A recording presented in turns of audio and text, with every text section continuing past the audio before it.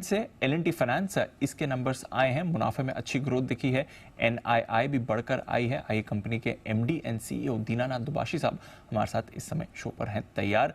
Sir स्वागत है आपका, गुड मॉर्निंग। एक बार तो जरा बताएं कि इस क्वार्टर में किस तरह की परफॉर्मेंस रही है, specially disbursement growth, loan growth कैसी निकल कर आई है, आपका क्या आउटलुक बन रहा है उसको लेकर?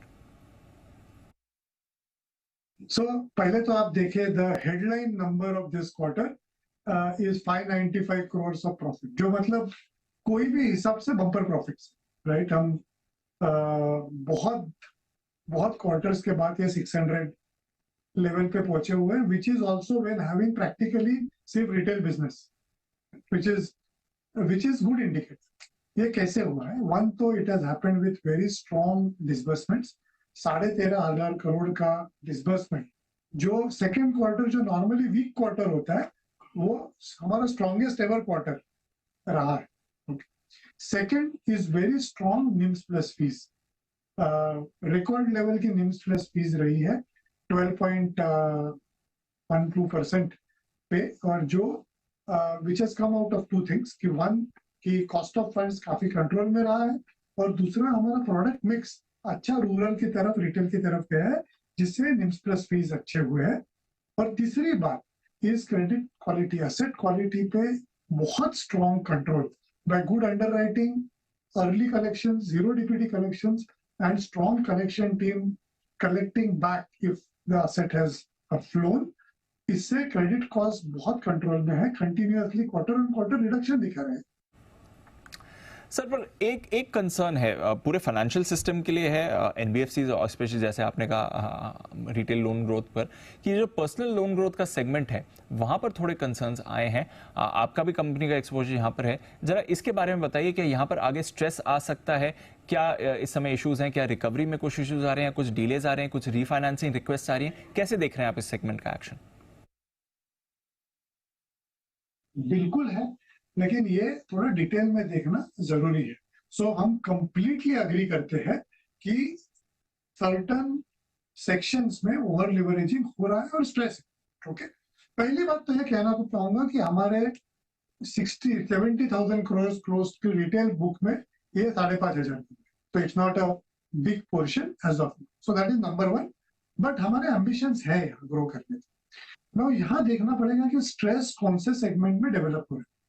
तो अगर आप क्रेडिट ब्यूरो रिपोर्ट्स देखें, सो मैक्सिमम स्ट्रेस आज के दिन में 50,000 के नीचे, जो हम कॉमन भाषा में बाय नाउ पे लेटर बोलते हैं, BNPL, वहां है।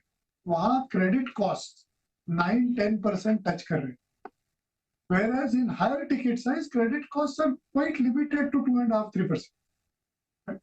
So जो मेजर स्ट्रेस है, जो ये people who borrow for even day to day needs, जो ये शायद अनरेगुलेटेड ऐप से वगैरह जो लेंडिंग हुई है, ज्यादा मेजर ग्रोथ हुई है, वहां स्ट्रेस ज्यादा है। सर, एक आखिरी सवाल, हम देख रहे हैं बैंक्स की तरफ से भी मैनेजमेंट जो कह रही है निम्स को लेकर थोड़े कंसर्न्स आ रहे हैं, बाकी फाइनेंशियल से भी आ रहे हैं। आपके नेट इंटरेस्ट मार्जिन की क्या सिचुएशन है? क्या यहां से आगे बढ़त आ सकती है या फिर आपको भी प्रेशर आते हुए दिखेगा? FY24 के लिए क्या कुछ गाइडेंस या टारगेट्स हैं आपके? मैं हमेशा, आपको तो पता है कि मैं रिटेल निम्स प्लस फीस 11.7-7.5 के आसपास गाइड करता हूँ, और उसी हिसाब से हमारी स्ट्रेटेजी। दो चीजें हुई है। पहली तो कॉस्ट ऑफ फंड्स आप देखें कि बहुत कंट्रोल में रहा, it has gone up by just 2 basis points.